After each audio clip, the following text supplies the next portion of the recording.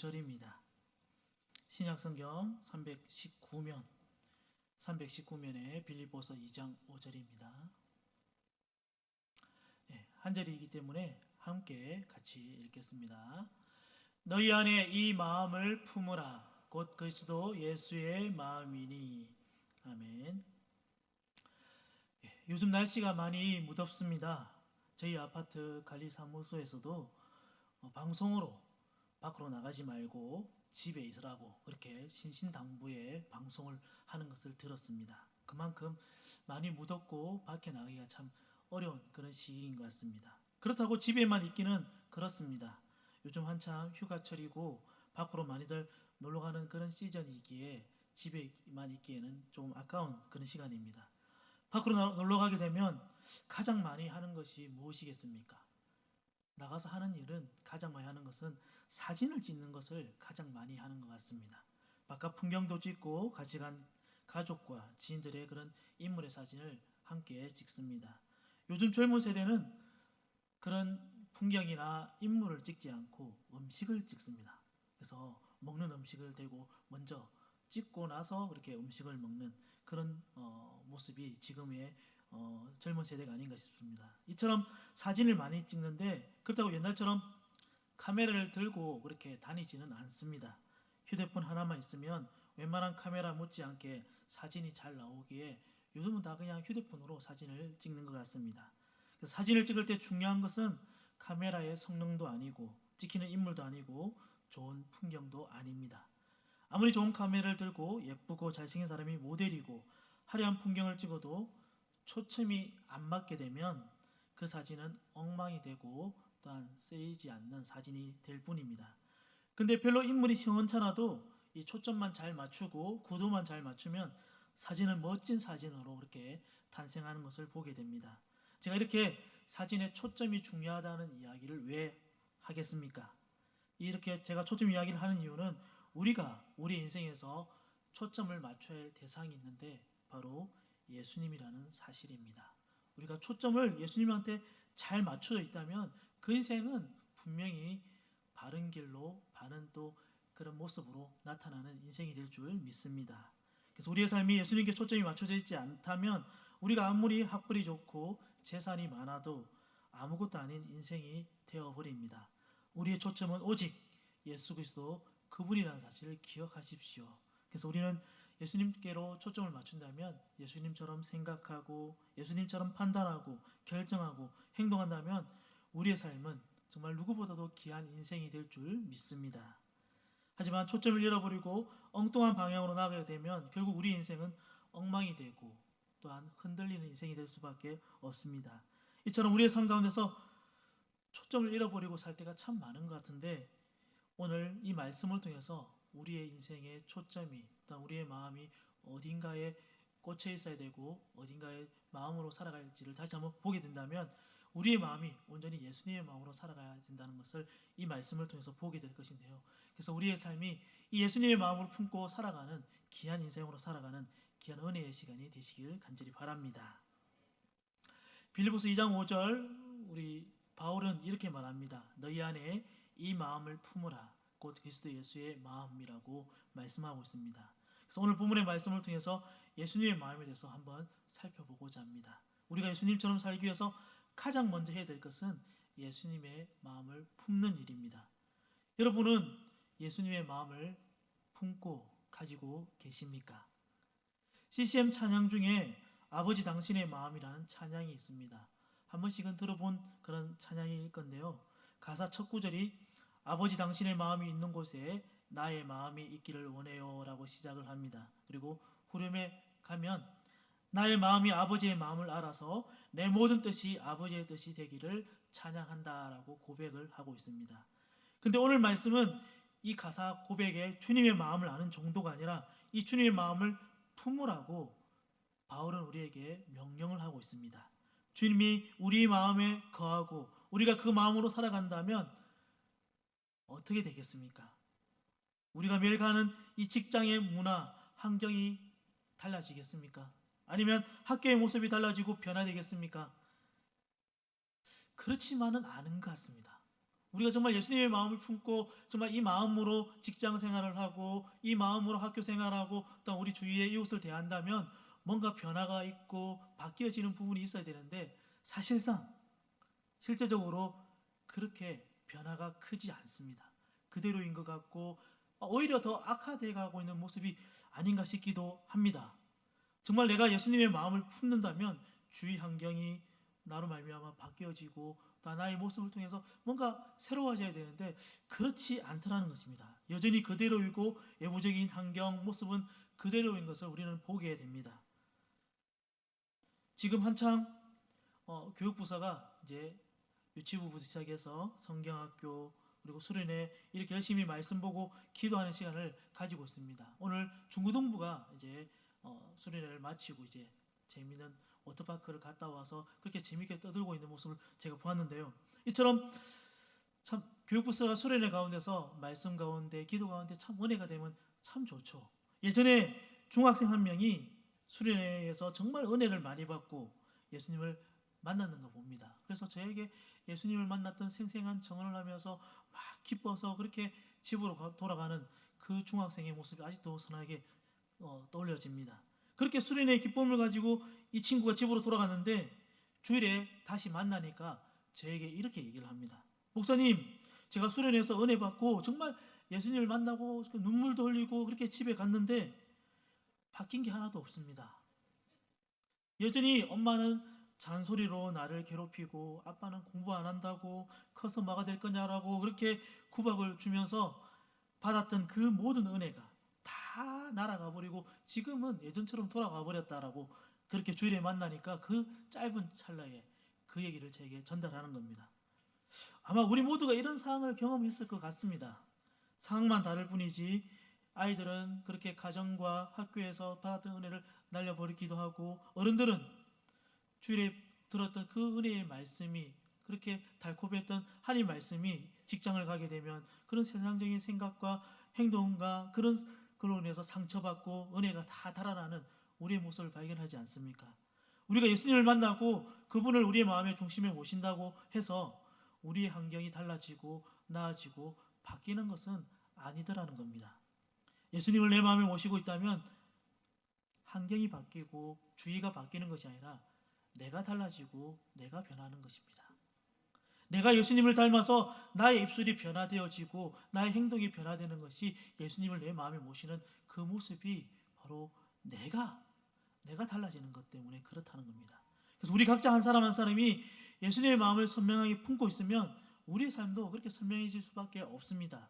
예수님처럼 생각하게 되고 예수님처럼 결정하게 되고 예수님처럼 그렇게 행동하게 되더라는 겁니다.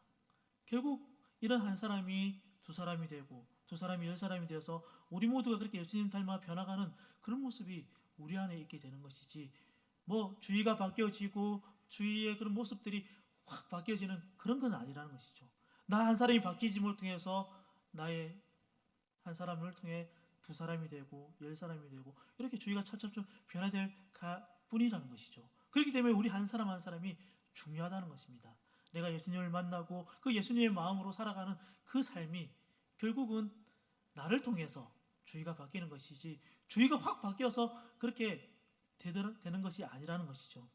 그래서 맥스 루케이도라는 분이 쓴 예수님처럼이라는 그런 책이 있습니다. 이 책에는 이렇게 기록하고 있습니다.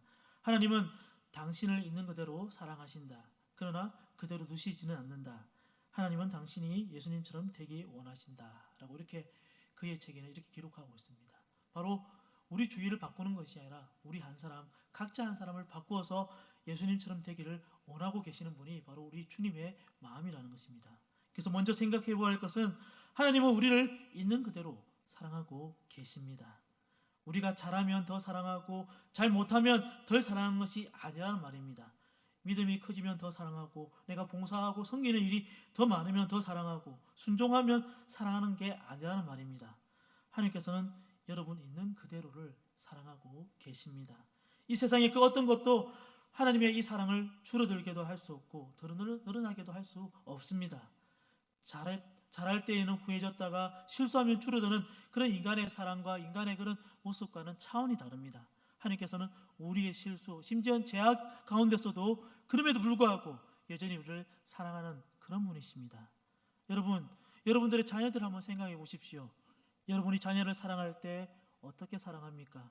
자녀가 완벽하면 그 자녀를 더 사랑하고, 자녀가 부족하면 덜 사랑하게 됩니까? 아닙니다. 대부분의 부모들은 자녀 중에 부족한 자녀가 있다면 오히려 그 부족하면 부족할수록 더 관심을 가지고 애를 태우고 그 아이에게 더 사랑을 가게 되어 있는 것이 부모의 마음입니다. 우리 하나님의 사랑도 이런 사랑입니다. 하나님께서는 우리가 연약하면 연약할수록 더 우리를 지켜봐 주시고 눈동자까지 그렇게 우리를 사랑하는 그 하나님이 우리 하나님이십니다. 우리가 부족하면 부족할수록 더 안타까워하시고 우리의 마음을, 우리의 일거수일투족을 지켜보시는 분이 우리 주님이십니다. 그래서 우리가 하나님의 자녀라면 우리 모습이 어떠하든지 이 하나님의 사랑은 변하지 않는다는 사실을 기억하고 믿으시기 바랍니다. 우리가 분명히 알아야 할 것은 하나님께서는 지금 우리 이 모습 이대로 사랑하시지만 이제 그냥 내버려 두시지는 않는다는 사실입니다. 저희 아파트에 놀이터가 두 군데가 있습니다. 이 아파트에 놀이터가 있는데 모래가 바닥에 이렇게 깔려 있는 그런 놀이터입니다. 그래서 예전에 저희 첫째하고 놀이터를 그렇게 가게 되었는데 이런 모래밭에 5살 정도 되는 아이가 그렇게 모래에서 뒹굴면서 이렇게 노는 모습을 보았습니다. 그래서 이 아이 아빠가 어딘가 뭘 사러 갔는데 아마 아이스크림을 사고 온 것 같습니다. 그래서 아빠가 이 아이가 좋아하는 아이스크림을 하나 사서 이 아이에게 이제 왔습니다. 그리고 아이의 이름을 부르면서 아이스크림을 먹으라고 손짓을 합니다. 그랬더니 아이가 활짝 웃으면서 이렇게 아빠한테 달려옵니다. 근데 이 아빠가 아이에게 아이스크림을 주려고 하는데 이 아이의 입술과 입안에는 모래가 가득한 겁니다. 그러니 이 아빠가 아이의 입속에 모래가 가득하다고 해서 이 아이를 미워했겠습니까? 그러지는 않습니다. 그렇다고 이 아이를 사랑한다고 해서 입속에 모래가 있는데도 불구하고 아이스크림 먹으라고 줬겠습니까? 그런 아버지가 있다면 제대로 된 아빠가 아닙니다. 입속에 모래가 있도록 그냥 내버려 둘 수가 없죠. 그래서 아이에게 말합니다.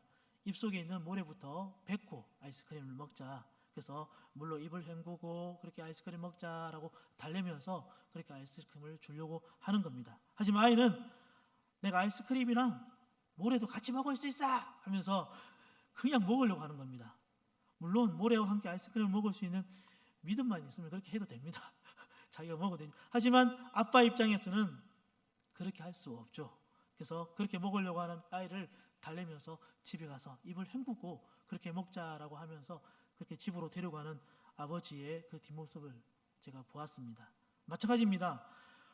하나님의 손에 지금 더 좋은 것을 우리에게 주려고 들고 계십니다. 하지만 우리 입속에는 아직도 들어온 이런 모래가 있다라는 사실입니다. 그래서 하나님께서는 우리를 사랑하시지만 이것 때문에 우리에게 이 좋은 것을 주시지 못하고 있는 상황일 수도 있습니다. 내 입술에, 내 몸에 그렇게 모래가 있고 흙이 있어서 이 아이스크림을 줄 수 없는 것이죠. 하지만 우리는 때를 씁니다. 흙이 있어도 모래가 있어도 나는 먹을 수 있다고 큰 소리 치지만 하나님께서는 우리를 사랑하시기 때문에 그냥 주시지 않는 상황일 뿐입니다. 그래서 어떻게 하십니까? 하나님께서는 우리가 이 모래를, 이 흙을 뱉어버리고 깨끗하게 되기를 원하고 계십니다. 다시 말하면 우리가 예수님처럼 깨끗하게, 그렇게 정결하게 변화되기를 원하고 계십니다. 이렇게 우리가 깨끗해지면, 정결하게 되면 그 맛있는 아이스크림을 주듯이 우리 하나님께서도 우리에게 가장 좋은 것으로, 가장 우리에게 필요한 것을 공급해 주시고 주시는 하나님이심을 기억하십시오. 하나님께서 주시기 싫어서 심술을 부리시는 것이 아니라는 말입니다. 우리가 먹을 만한 그런 처지와 환경이 되지 못하니 주지 못하는 상황이죠. 이럴 때마다 우리는 어떻습니까? 하나님 왜 이러십니까? 왜 안 주십니까? 왜 나를 힘들게 하십니까? 이렇게 원망하고 불평하고 그렇게 하시지는 않습니까?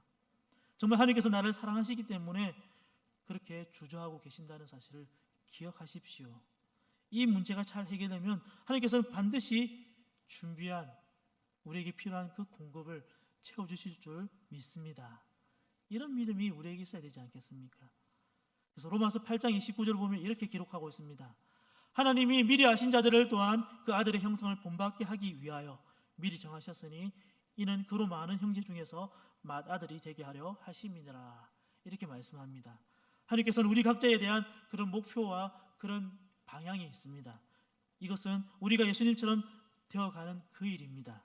로마서 말씀에서 이처럼 아들의 형상을 본받게 하기 위해서, 예수님처럼 되기 위해서 미리 정하셨다고 말씀을 하고 있습니다.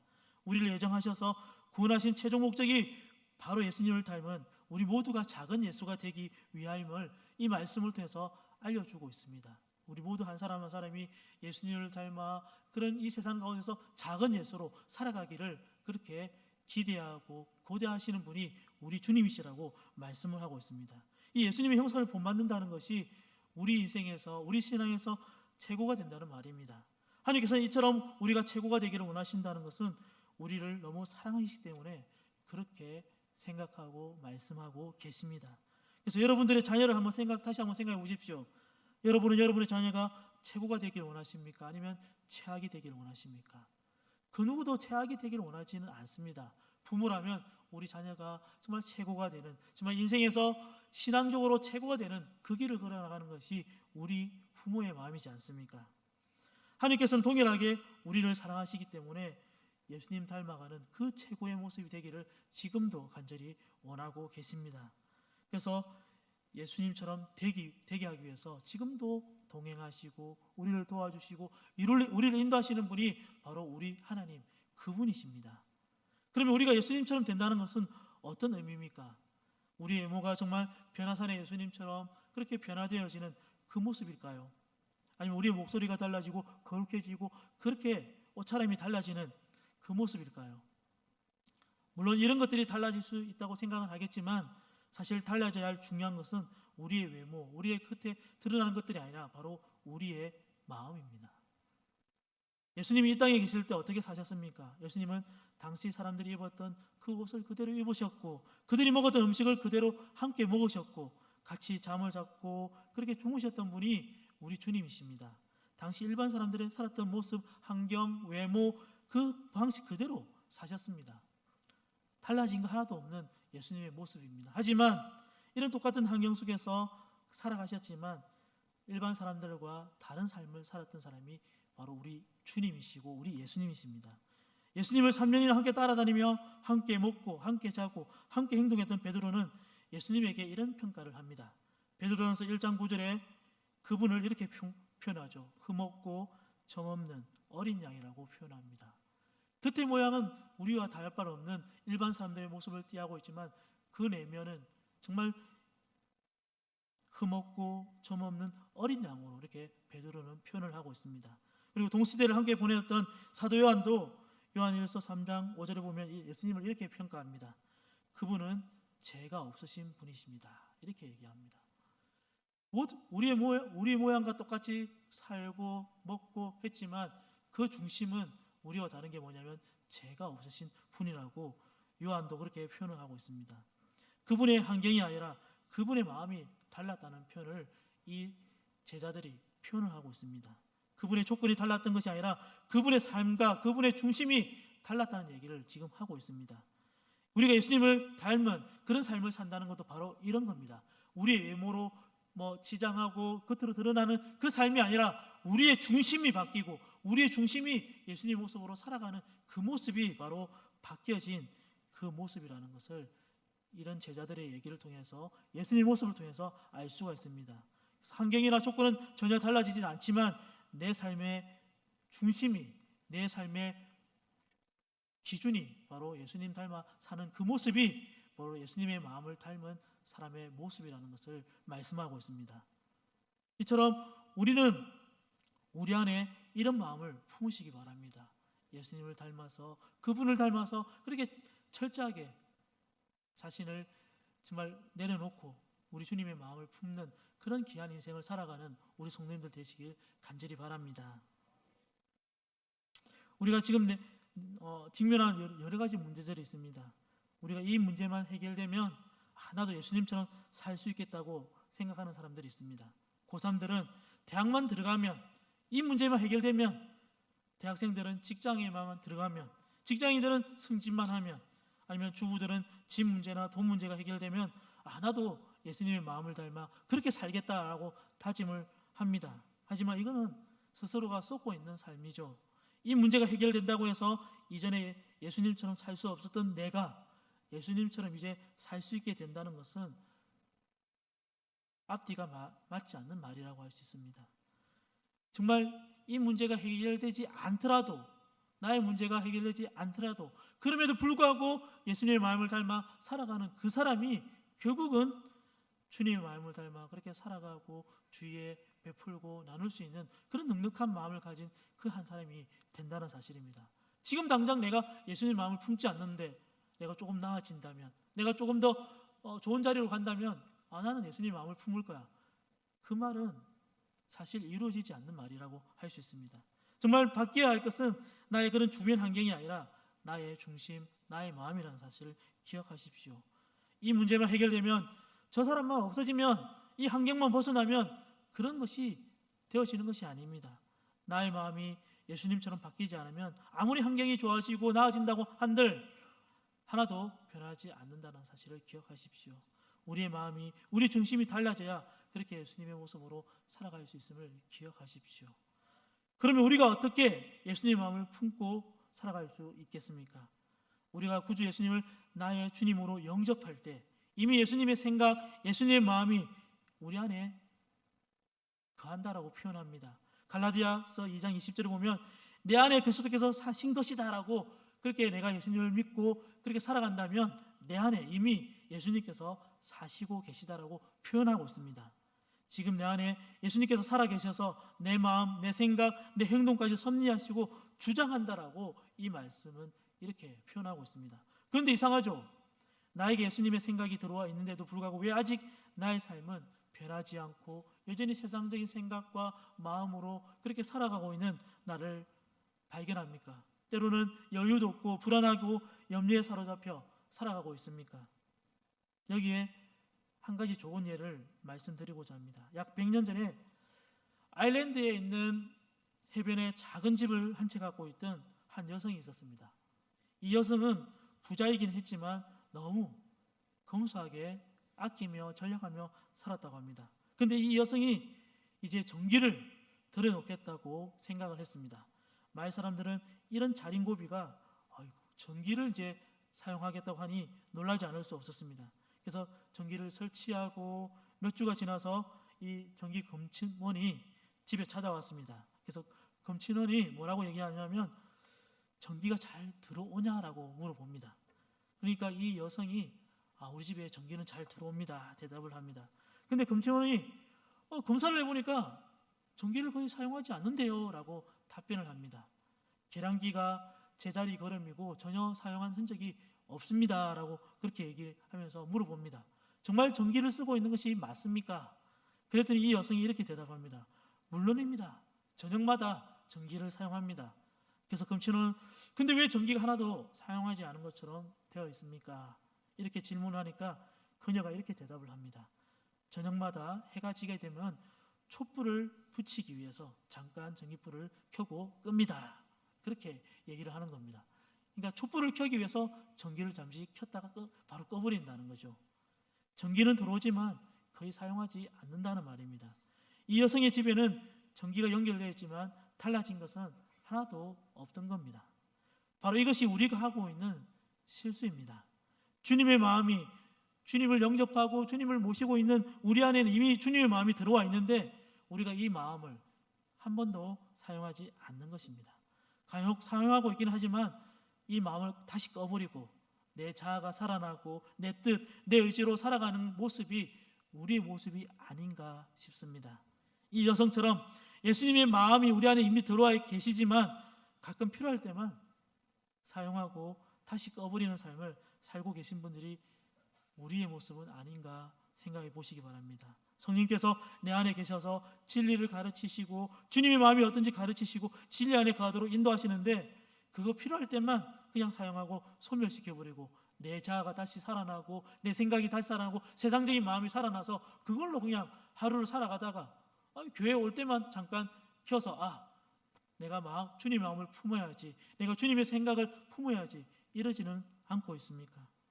이러니 우리의 믿음의 성장이 없는 것입니다. 늘 제자리 걸음하고 더 진전이 없는 신앙생활을 하는 것이죠.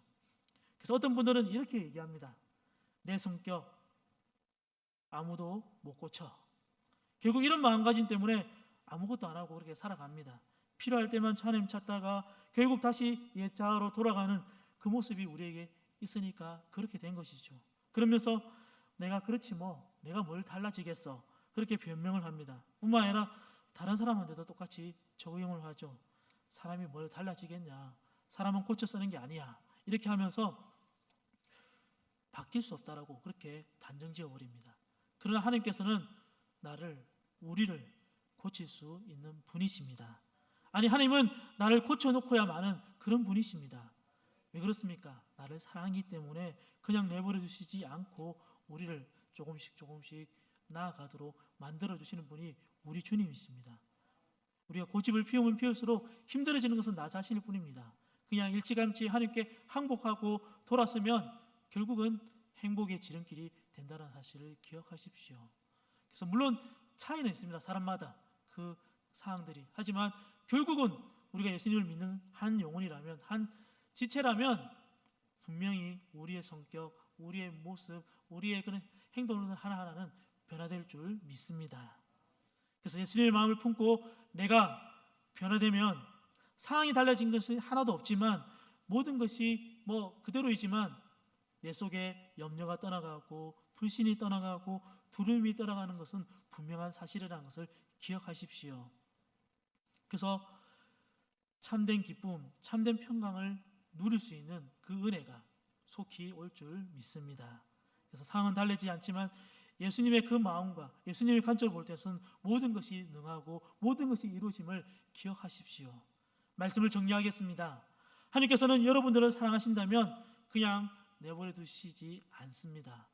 반드시 여러분들의 환경을, 여러분들의 상황들을 바꿔놓고 변화되도록 만들어 주실 줄 믿습니다. 입속에 있는 모래를 다 뱉어내야만 맛있는 아이스크림을 먹을 수 있는 것처럼 우리가 우리 안에 있는 정결하지 못한 것들을 뱉어내고 정말 주님 앞에 가까이 가고 주님의 삶으로 주님의 마음을 담고 살아간다면 분명히 우리에게 주님 주시는 놀라운 은혜들이 공급되어지고 우리의 필요가 채워지는 은혜를 맛보게 되실 것입니다. 지금 날씨가 많이 무덥고 그런 지치는 그런 계절입니다. 때로는 마음이 짜증나고 정말 우리 한 사람밖에 생각 안 나는 그런 모습이 있을 수가 있습니다. 하지만 이럴 때일수록 우리의 마음이 세상적인 생각, 인간적인 마음이 아니라 예수님의 마음을 품고 넓은 마음으로, 그런 아량으로 세상 사람들을 대하고 가족들을 대하고 주위 사람들을 대해보시기 바랍니다. 그렇게 한다면 우리 안에 있는 예수님의 마음이 조금씩 번져가서 정말 내 주위가 아름다워지고 내 직장이 아름다워지고 학교가 아름다워지는 놀라운 은혜를 경험하게 될 줄 믿습니다. 그래서 지금 또 우리 안에 당면한 문제들이 여러 가지 있습니다. 응답받아야 되는 그런 문제들이 분명히 있습니다. 이런 예수님 마음으로 하나님 앞에 간구하고 기도하고 그렇게 붙들고 나아간다면, 인내하고 이렇게 주님을 찾는다면, 그 마음을 붙든다면 나의 이 당면한 모든 문제들이 다 해결되어지고 참된 만족, 참된 기쁨으로 나아가는 우리 모든 성도 될 줄 간절히 주님의 말씀으로 축원드립니다. 우리 주보 기도 제목 보면서 함께 같이 기도하겠습니다. 우리 안에 예수님의 마음을 품게 하소서. 그리고 남은 여름 행사에 이제 청년부가 남아 있습니다. 은혜를 다하여 주시옵소서. 이 무더운 여름 정말 건강하게 잘 이겨내고 그렇게 나아가게 해달라고 이 세 가지 제목을 함께 주여 외치고 기도하겠습니다. 주여